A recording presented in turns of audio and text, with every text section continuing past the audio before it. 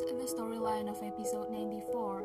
At the beginning of this episode, Gong-hee went home alone, leaving Min-ki behind. She told Juri that Min-ki went to meet Chairwoman Huang. Juri, hearing this, was annoyed because Min-ki always does Chairwoman Huang's bidding. She planned to prepare nutritious food for Min-ki. That night, Min-ki came to Jina's apartment and hugged her after admitting he still loved her. Shortly after, Min-ki returned home and found Gong-hee still awake. Gong-hee noticed a wine stain on Min-ki's suit. Min-ki lied, saying Chairwoman Huang offered him wine. However, Gong-hee then found a wool thread similar to Jina's wool jacket, a limited edition jacket that Sung-mi brought for Jina, as Jina mentioned to their co-workers. Gong-hee concluded Min-ki met and drank wine with Jina. The next day, at breakfast, Juri remarked that Min-ki looked thin since getting married, noting that people usually gain weight in a happy marriage. Secretary Seo contradicted this, saying Min-ki is actually heavier.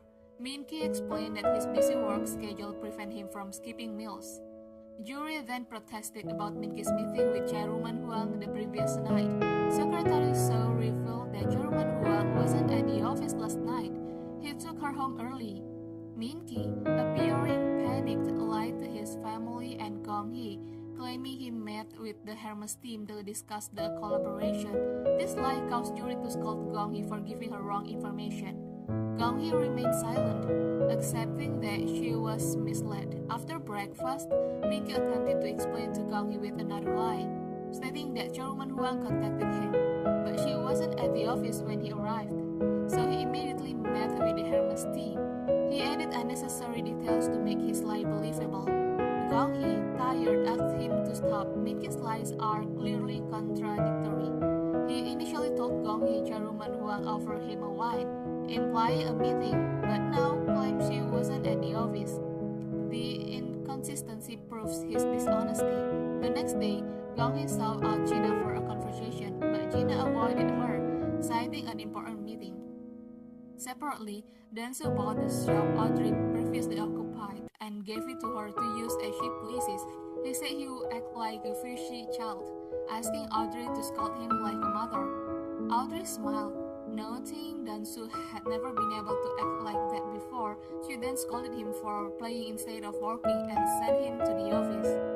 At the office, Dansu learned that Chairwoman Huang stopped the Oli project, making Min-ki's project the main focus and ordering Dansu and Gong-hee to help Min-ki. Dansu understood this was Chairwoman Huang's retaliation for his defiance. He now knows her lies about Audrey and understands why his father left her. He was fed up with her controlling behavior. Dansu told Chairwoman Huang he will find his own way. When Dansu went to Chairwoman Huang's office, he met Gong-hee, who hoped for good news about the Holy Project. Dansu didn't offer any reassurance. Instead, he asked Gong-hee why she worked so hard. Gong-hee explained her stress but also her enjoyment of design and happiness she imagines for those who wear her clothes. Dansu, hearing this, decided to protect what Gong-hee values, resolving to change Chairwoman Huang's mind about the Holy Project. In another storyline, Myung-ja cried, remembering Sunyi and her longing for her own town. She realized that she hadn't checked the nursing home there.